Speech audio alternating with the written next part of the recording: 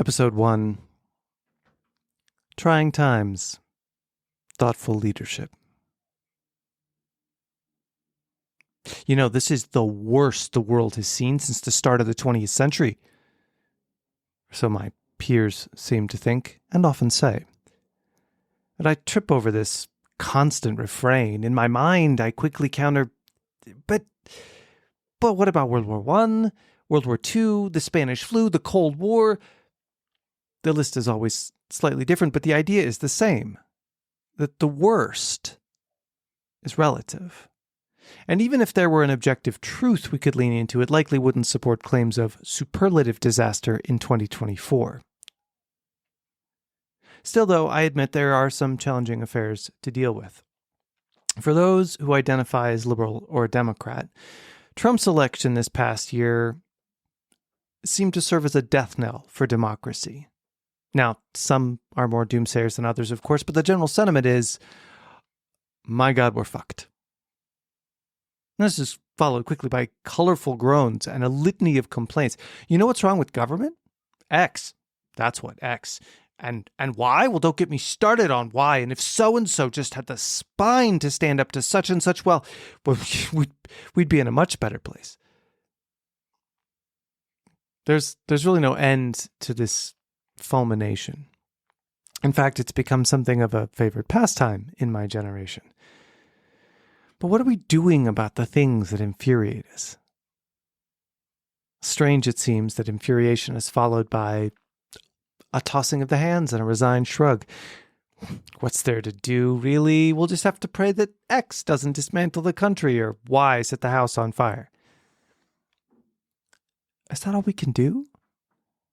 As I hear the groaning roll on, I think about what seems missing in our political and societal discourse. And while others may debate me on this, I think it comes down to three big things. Number one, education. We all like to think we're educated, myself included. We froth at the mouth about newspaper headlines that cross our Instagram feed, and we feel as though we have the whole story, but we don't. Knowing the whole story requires self-motivated research, asking questions kindly and diplomatically, and listening. From what I've seen, all three are a rare occurrence. Number two, respect. That whole asking questions bit, which is how we get to the root of another's point of view on a given issue, demands respect.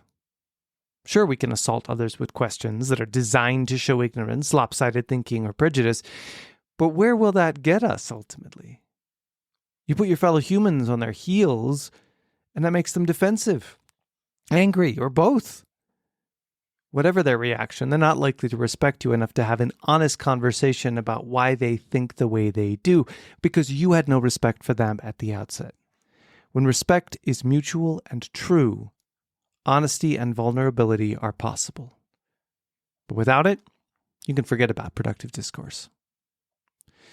Number three, innovation. Now, admittedly, this is not my area of expertise, but it seems clear to me that the truncheons of power wielded by those at the head of our government at all levels keep us somewhat sheepish and reticent. We don't much suggest pushing the envelope, breaking glass ceilings, or anything like that. No, now, don't get me wrong, politicians talk a good game, but how many old white men still hold the keys of government? We're not innovating, not just in how we govern, but in who we choose to do the government, and all of it is stunting our growth. John Adams, one of the great founding fathers of our own democracy, shared a tocsin for the generations of Americans who would follow him. With his signature dramatic flourish, he wrote, "Remember, democracy never lasts long. It soon wastes, exhausts, and murders itself. There never was a democracy yet that did not commit suicide."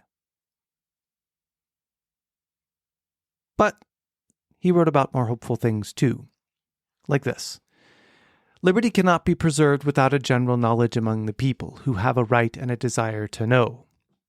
Which means that liberty can be preserved. There is a path to preservation.